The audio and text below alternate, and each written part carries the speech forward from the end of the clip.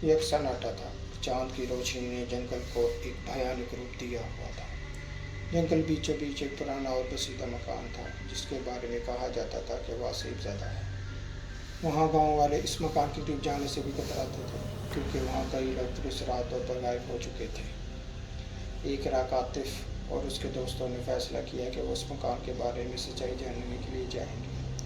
वो चार दोस्त थे: आतिफ, फरहान, अम्मार और सारा। उनके दिलों में खौफ था, लेकिन तजस्सुस ने उन्हें इस मुहिम पर जाने पर मजबूर कर दिया। वो सब टार्च और कुछ खाने पीने की चीज़ें लेकर जंगल की तरफ चल पड़े।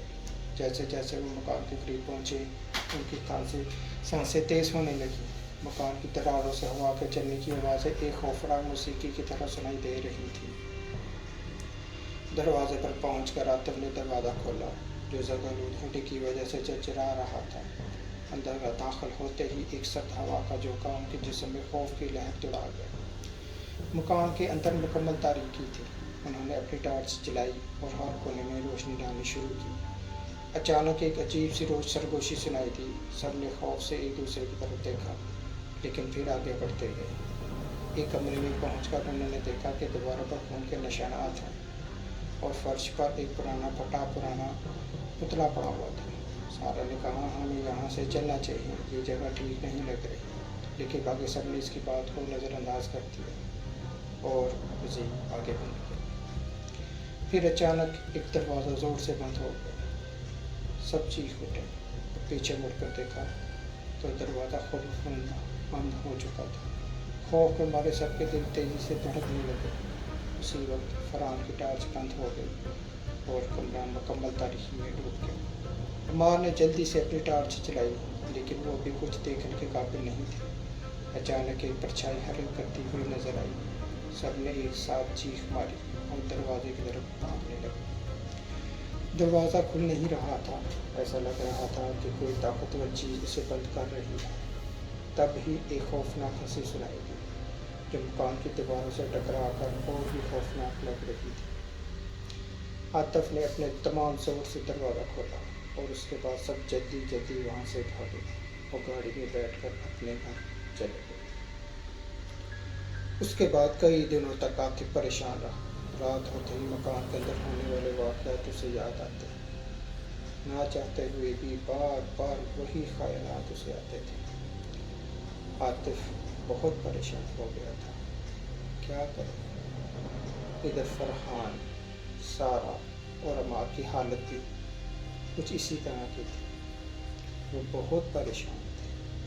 फिर आतिफ ने मिलने का मंसूबा बनाया कि हम सबके साथ जो हुआ है उसके बारे में कुछ किया जाए। फिर एक दिन सब फरहान के घर इकट्ठे हुए और सब ने एक दूसरे के हालात पर तबादला ख्याल किया। आतिफ ने कहा, ये जो हमारी ज़िंदगी परेशान हुई है, ये हमारी ही गलती थी जो उस घर में चले गए थे। अब हम सब फंस गए। अब हमें उसका कोई ना कोई हल निकालना पड़ेगा। फरहान कहता है, मेरे ख्याल में हमें यहाँ की मस्जिद के इमाम साहब से मशवरा करना चाहिए। वो लोगों का रूहानी इलाज करते हैं और हमेशा कुरान और सुन्नत के मुताबिक हल निकालते हैं। सब ने उसकी हाँ में हाँ मिलाई। इमाम साहब से मशवरा आने से पहले इमाम साहब ने उनको कहा था कि सिर्फ मर्द हजरात मेरे आस्थान में तशरीफ़ लाएं, किसी खातून को साथ ना लाएं। उसके बाद फरहान, आतिफ और अम्मार इमाम साहब से मिलने गए। आतिफ ने होने वाले वाक़यात की तफसील इमाम साहब को बताई। सारी बात सुनने के बाद इमाम साहब ने कहा, अब आप क्या चाहते हैं? सब ने यक ज़बान होकर कहा, हम अपनी नॉर्मल ज़िंदगी की तरफ वापस जाना चाहते हैं। इमाम साहब ने कहा, मेरा मतलब है, आप सिर्फ अपने आप को महफूज करना चाहते हैं या इस मुकाम को भी उनकी बदरूहों से आज़ाद करना चाहते हैं, ताकि दोबारा ऐसा किसी के साथ न हो और वहाँ पर आम घरों की तरह ज़िंदगी गुजार सकें। सब ने मिलकर कहा, हाँ, फिर हमें कुछ मेहनत करनी पड़ेगी आपके साथ, लेकिन ایک بات ذہن میں رکھیے گا، یہ ایک خطرناک کام ہے۔ کوئی ایک غلطی آپ کو بہت بڑا نقصان بھی پہنچا سکتی ہے۔ عمار نے کہا، کیا ہم آپس میں مشورہ کر لیں؟ تھوڑی دیر کے لیے باہر سے ہو کر آتے ہیں، پھر ہم آپ کو بتاتے ہیں ہمیں کیا کرنا ہے۔ سب تھوڑی دیر کے لیے باہر چلے جاتے ہیں۔ اب مشورے سے فیصلہ ہوتا ہے ہمیں انسانیت کے لیے بھی کچھ کرنا چاہیے۔ کچھ وظائف کے ذریعے اپنے آپ کو تو محفوظ کر سکتے ہیں، لیکن اچھی بات تو یہ ہے کہ دوسروں کو بھی اس طرح کے حالات سے بچنے کے لیے روکنا چاہیے، تاکہ اگر بالفرض کوئی اس گھر میں دوبارہ بھی جائے تو ایسے کوئی نقصان نہ ہو۔ قرآن کہتا ہے تو پھر طے ہوا کہ ہم اس مصیبت کا مکمل حل کریں گے، اور امام صاحب کو جہاں ہماری ضرورت ہوگی ہم ان کی مدد کریں گے۔ اس کے بعد امام صاحب سے مل کر فیصلہ ہوتا ہے کہ اب اپنے ساتھ ساتھ اس مکان کو بھی محفوظ بنائیں گے۔ امام صاحب کہتے ہیں اس سارے مسئلے کا حل نکالنے کے لیے پہلے مجھے 3 دن کچھ وظائف پڑھنے ہوں گے۔ اس کے بعد میں آپ کو بتاؤں گا کہ آگے کیا کرنا ہے۔ ان 3 دنوں تک آپ نے اپنے آپ کو محفوظ رکھنے کے لیے 5 وقت کی نماز پڑھنی ہے اور ہر وقت وضو میں رہنا ہے۔ اس کے علاوہ کچھ وظائف بھی بتائے جو انہیں رات کو سونے سے پہلے کرنے ہیں۔ دن آرام سے گزر جاتے ہیں، کوئی بھی کسی کو کوئی مسئلہ نہیں ہوتا۔ پھر تیسرے دن صبح فجر کی نماز کے بعد عمار، عاطف اور فرحان امام صاحب کے پاس پہنچ جاتے ہیں۔ امام صاحب سے ملنے کے بعد امام صاحب ان کو بتاتے ہیں میری ہدایات کو غور سے سنو اور صبر سختی سے عمل کرنا ہے اور کوئی غلطی نہیں کرنی۔ سب سے پہلے ہم اس گھر میں جائیں گے، وہاں جا کر میں ایک دائرہ بنا دوں گا۔ آپ تینوں نے اس دائرے سے باہر نہیں نکلنا، چاہے کچھ بھی ہو جائے، کچھ بھی نظر آ جائے، بس اس دائرے سے باہر نہیں نکلنا۔ ہو سکتا ہے وہ کالے جادو کی بدولت آپ کی آنکھوں پر ایک مسحور کن منظر دکھائی دے جس کو دیکھ کر آپ رد عمل دیں اور دائرے سے باہر نکل جائیں۔ ایسی صورت میں آپ کی جان بھی جا سکتی ہے، کیونکہ وہ کالی طاقتیں بہت غصے میں ہوں گی اور آپ کو ہر صورت ماننا چاہیے، جس کے لیے آپ کو وہ مجبور کر سکتی ہے کہ آپ دائرے سے باہر نکل جائیں۔ دائرے کے اندر رہتے ہوئے آپ سب سے سورہ فلق اور سورہ ناس کا ذکر کرنا ہے۔ جب آپ کو کوئی چیز دائرے سے باہر نکالنے کی کوشش کرے تو سب نے اچھی طرح امام صاحب کی ہدایت سنی اور اپنے خوف پر قابو پاتے ہوئے امام صاحب کے ساتھ اس عصیب زدہ مکان کی طرف چل پڑے۔ مکان کے مرکزی دروازے پر پہنچ کر امام صاحب نے آنکھیں بند کر کے کچھ قرآن آیات پڑھی اور دروازے پر پھونک ماری۔ اس کے بعد دروازہ کھل گیا۔ اندر ایک پراسرار ماحول تھا، ہر طرف سناٹے کا حلقہ تھا اور گرم ہوا کے جھونکے ان کے جسموں سے ٹکرا رہے تھے۔ امام صاحب کہتے ہیں وقت کم ہے، میں جلدی سے دائرہ بناتا ہوں۔ آپ سب نے اس دائرے کے اندر رہنا ہے اور میں بھی دائرے کے اندر رہ کر وظیفہ کروں گا۔ اگر تم میں سے کسی نے کوئی غلطی نہ کی اور میری مدد کی تو ہم اس سے نجات حاصل کر لیں گے۔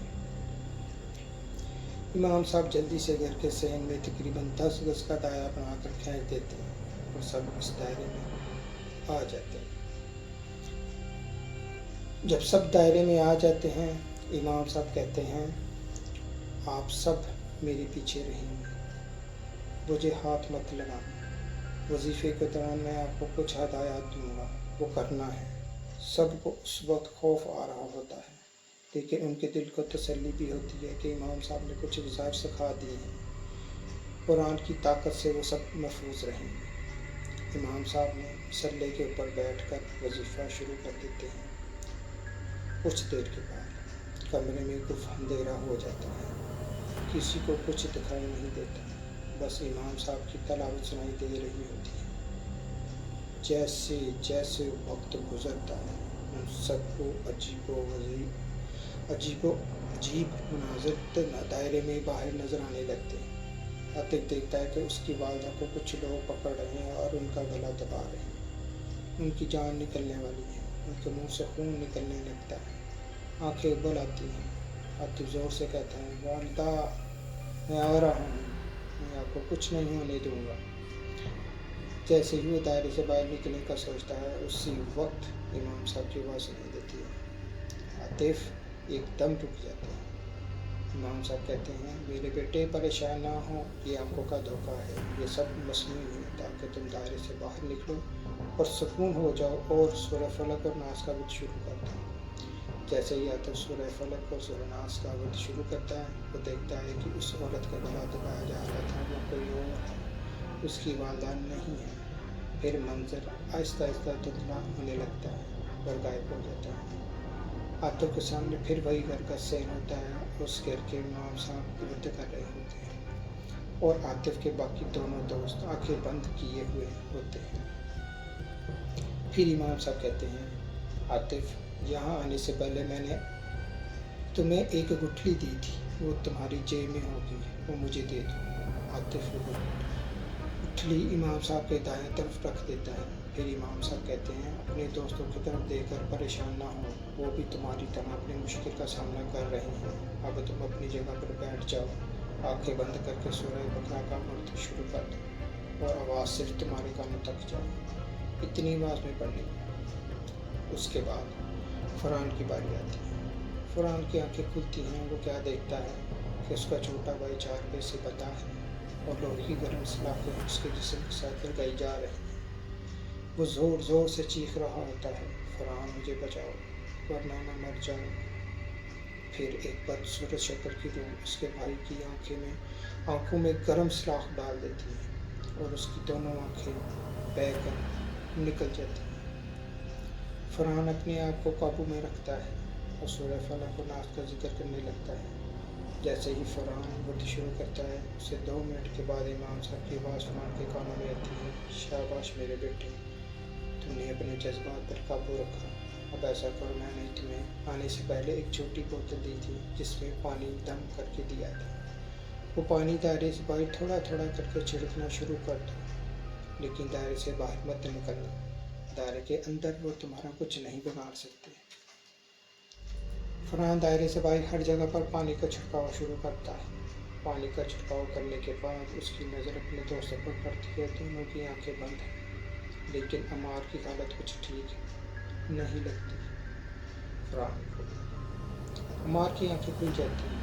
वो दायरे से बाहर छलांग लगाने की कोशिश करता है, लेकिन फरहान उसे पकड़ लेता है।